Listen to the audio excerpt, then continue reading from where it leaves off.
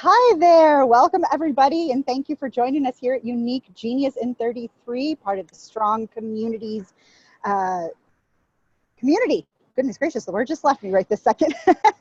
But as a part of Strong Communities, we are here today, and we are going to be talking all about the theme of analytical. And I am super excited to have my fellow coach and friend, Paige Patten, here with us today, who is going to talk about analytical. And I don't know. I think once you guys get to hear about her analytical, you'll understand maybe why I especially was excited to talk to her about analytical, because I think you'll get some really keen, interesting insights by learning all about her and her analytical. So Paige, why don't you introduce yourself to the folks, please, a little bit about who you are, your top five, and where you are. Sure. Thank you, Joe, so much for having me on the show. I represent analytical with a fun twist, I think. Probably not what everyone's expecting in a small way. My top five are input, futuristic, analytical, individualization, and responsibility.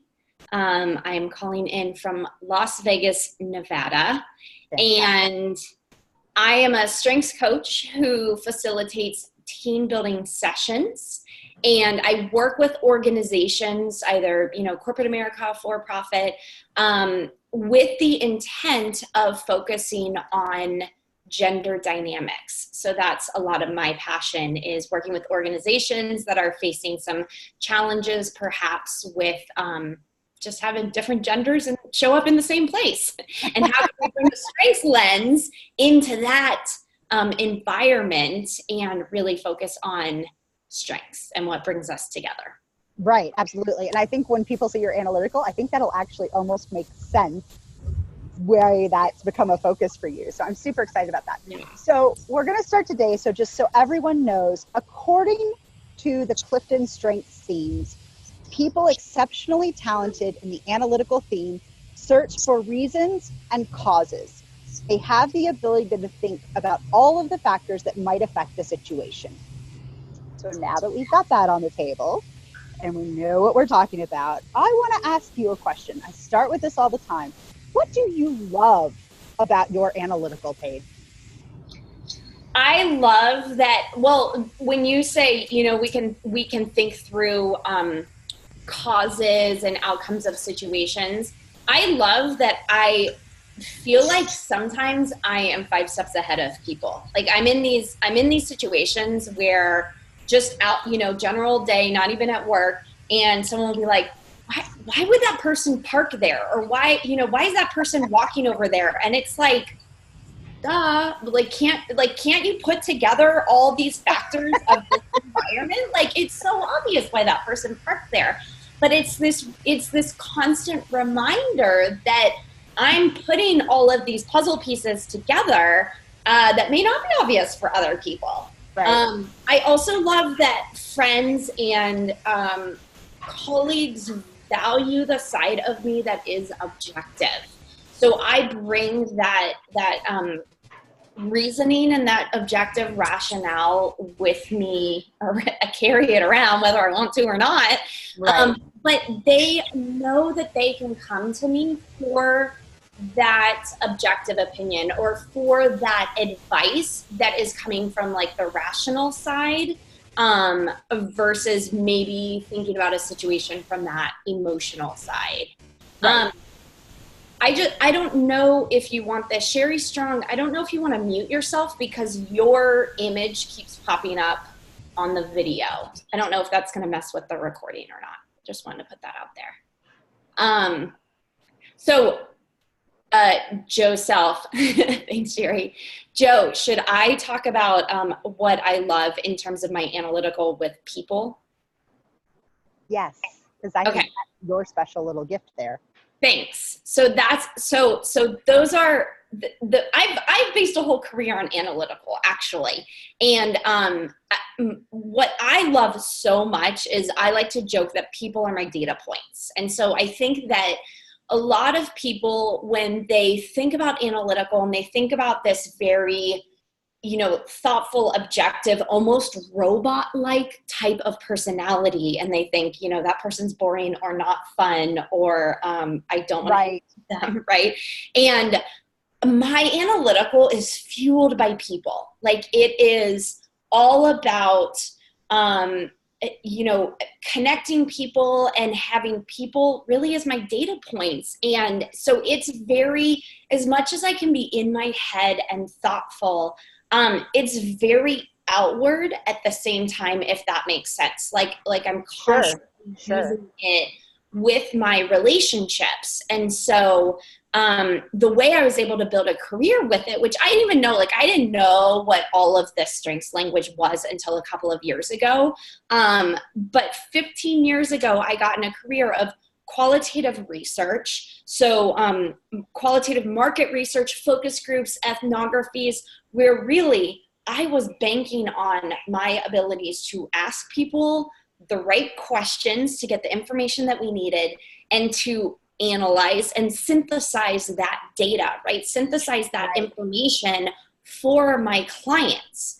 And I built this up without even understanding at the time that it was kind of my superpower, and that I do it really well. And I'm able to get that information from people, but then have them, again, as I say, people are my data points, like have them as a part of this thought process to see the bigger picture, to connect the dots. And I think that is where I really, like, I get my energy and I love the work that I get to do. And I've carried that with me as a coach, right? Connecting the dots of people.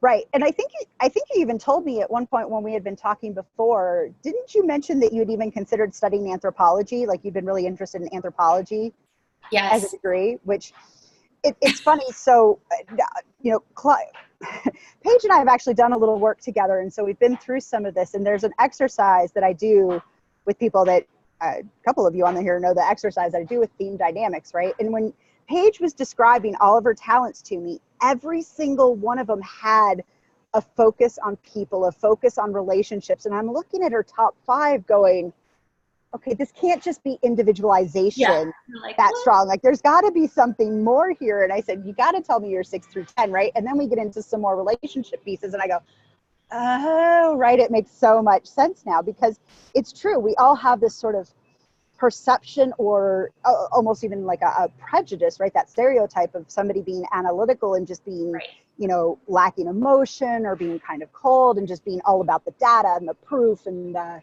things. And we don't necessarily think about it. And that's what's so cool about talents, is depending on what's around it can really shift how that talent is being used in that market research and focus group. I mean, oh my goodness, that couldn't be a more perfect place for your talents to shine, right? Mm-hmm. Which is crazy. Like it sincerely blew my mind when I was able to finally kind of unravel backwards and realize how much I was banking on, quite honestly, something inside of me that I felt like wasn't cool. And I was sort of not embarrassed about, but just really trying to tamper down in a way. And then it just helped me completely shift. It was amazing. Right. Fantastic. I love it. So we've got to flip the coin. What drives you a little bit nuts about your analytical? Yeah. When does it get in your way? You know, it's so funny. So there are 2 things. One, I think when people don't pick up on it. So for example, I am very, or maybe not pick up, I don't know, I'll figure out a way to explain it, but I'm very thoughtful with emails. This is a very good example. I will think through, okay, I'm going to give this person this information that he or she needs to know, and I know that this is like going to be their follow-up question, right? So I'm already going to have it ahead of time also in the email. I'm going to connect all the dots, make sure everything is like super easy to understand. I will take 30 minutes to write out this whole email, and I'll be so stoked with all the questions of like information I need back. And then the person just writes like a phrase, not even a sentence, just a phrase of, answering maybe one of my 5 questions of information that I need back. And I'm like, I feel so undervalued right now. I feel so underappreciated. Like, how do you not know how much thought I put into this? But this is my analytical, and I have to remember that not everybody processes that way.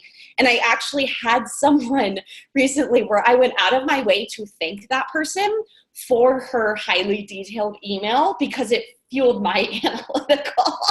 I was like, girl, I can totally come from where you're coming from right now. Like, I heard your thought process when you wrote that all out, and it is much appreciated. Like, we are on the same level. The other way where it can be really frustrating is I know you guys have all heard the expression analysis paralysis.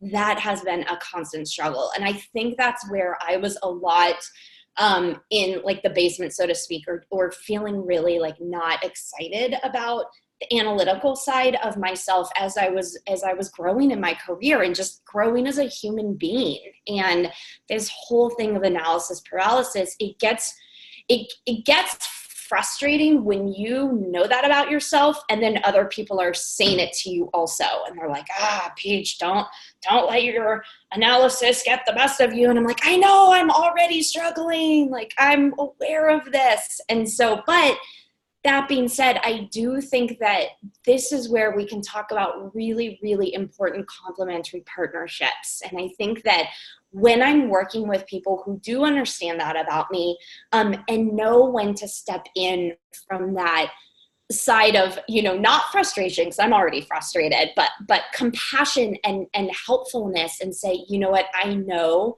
that you could think about this for 5 more hours, but why don't we just take the first step?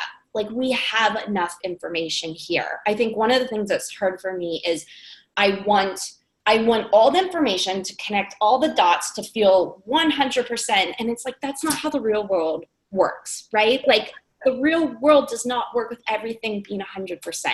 And I think that when I can get those complementary partnerships where I can have someone who's a little more comfortable taking action and acting on maybe 70% of the information that I would like to have, that's really helpful. And I think that's where having that level of self-awareness can just take you one gigantic step further in your progress.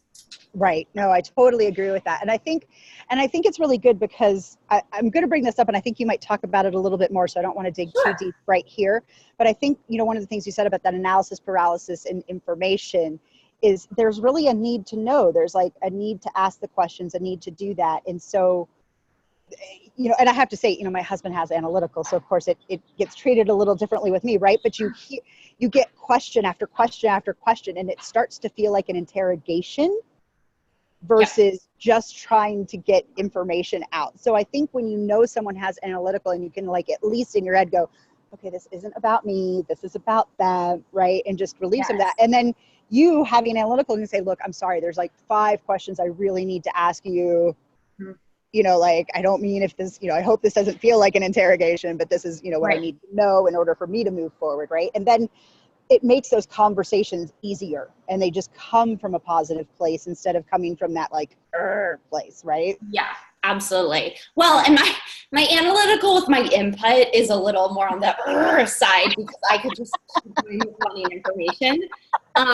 But yeah, I think that that's a great point. And I learned 2 things. You know how we talk about with learning our talent themes and the process, when we understand how to dial up and dial down a little bit, right?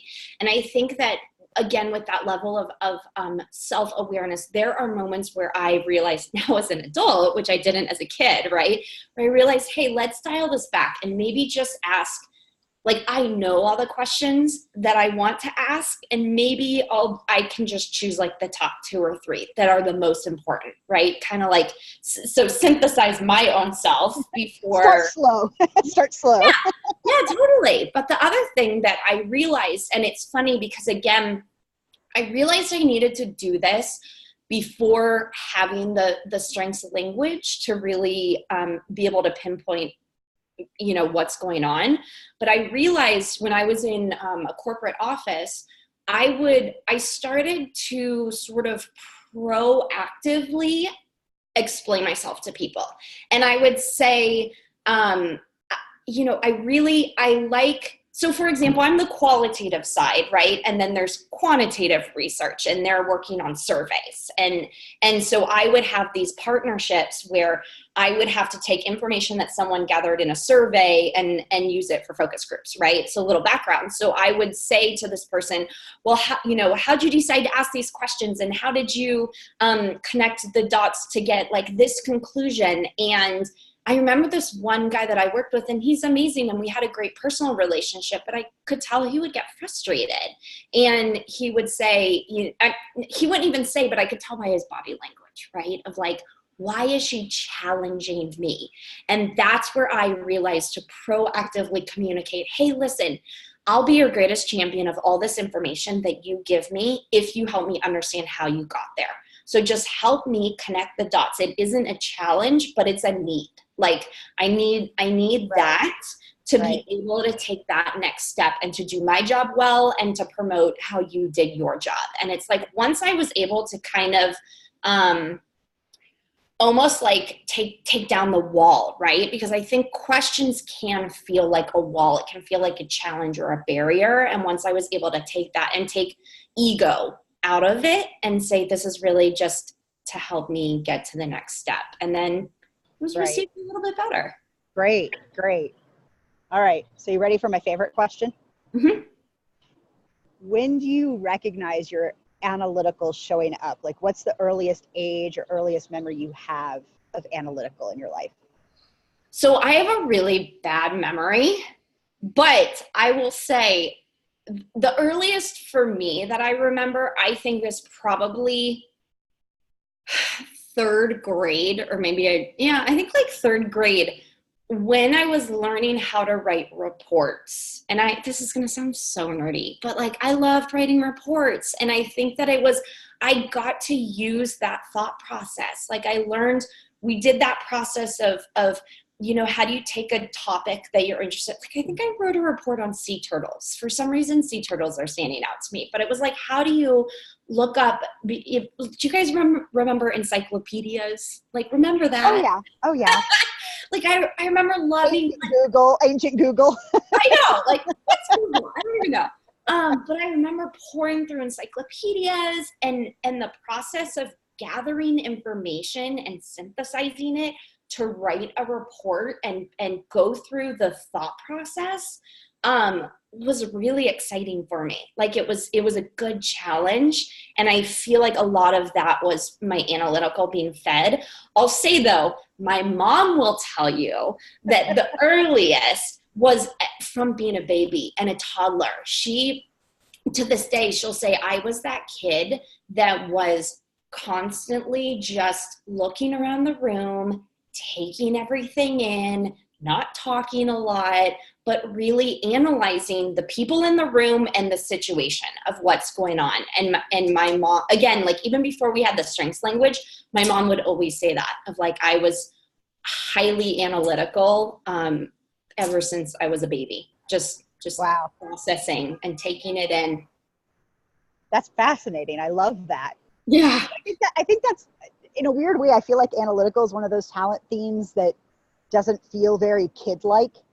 Yes. Right? So to like think of it through kid terms and to maybe look at our kids now, for those of us that are parents, and to look at our children and maybe see those types of behaviors or that type of excitement with knowledge and go, all right, well that's a possibility, right? Like I think that's really kind of cool because it's I heard a joke the other day and it was something like, Frank. Like Frank isn't a child's name. They're just an old man in a small body, right? Like and I feel like analytical is kind of that as a talent.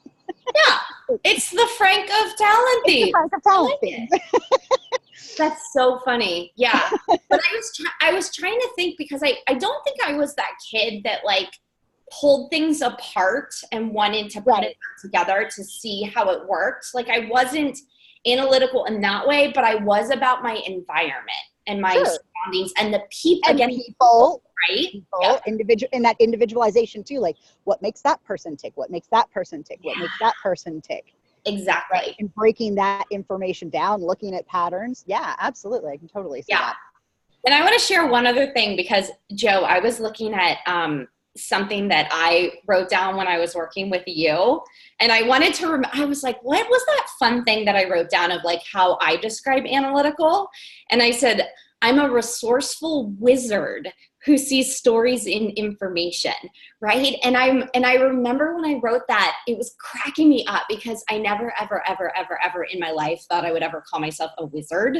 And especially trying to get away from this box of feeling super nerdy, right? Like I felt so nerdy as a kid, but I like this idea of kind of like, you know, information and people and situations and cause and effect and data points and whatever. Like I kind of pictured all floating, you know, magically. You could be a really cool Dumbledore in the air, right? Like I'm like Dumbledore, and I'm like moving it all around and making a story out of it. And I think that that's the thing that really fuels me and is fun for me, is creating those stories based on the information.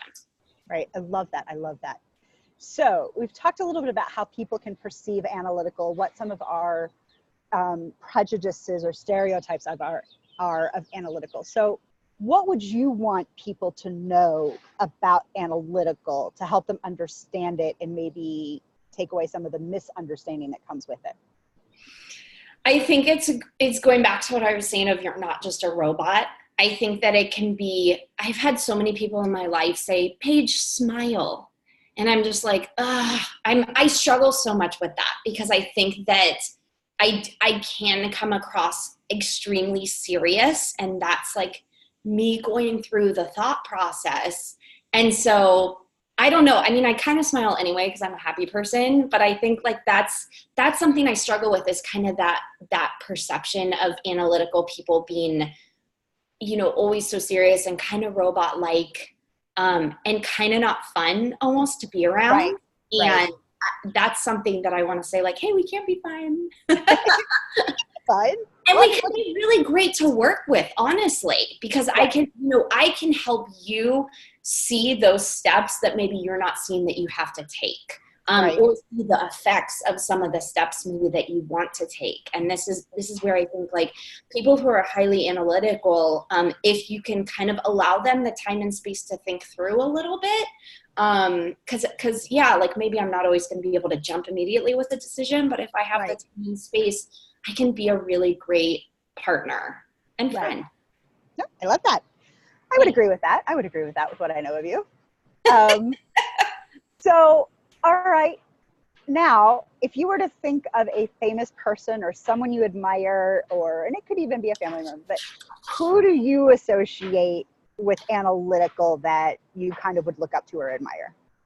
It's funny, Joe, because you and I thought of the same person when I was like, I'm going to talk about Brene Brown. So it's funny when you mentioned anthropology earlier in this conversation, like anthropologists, I fangirl out so hard when I come into contact with anyone who I know who's an anthropologist or an ethnographer. Like I think that is such a cool role to play in the world. And so when I first learned about Brene Brown, this was a long time ago, someone recommended the book Daring Greatly, and it changed my life. So if you guys don't know, Brene Brown, she writes on a lot of topics about vulnerability and empathy and I don't know, really just amazing stuff. But she has this TED Talk, and that's on vulnerability, and Daring Greatly kind of covers more of the bigger picture of that. Yep.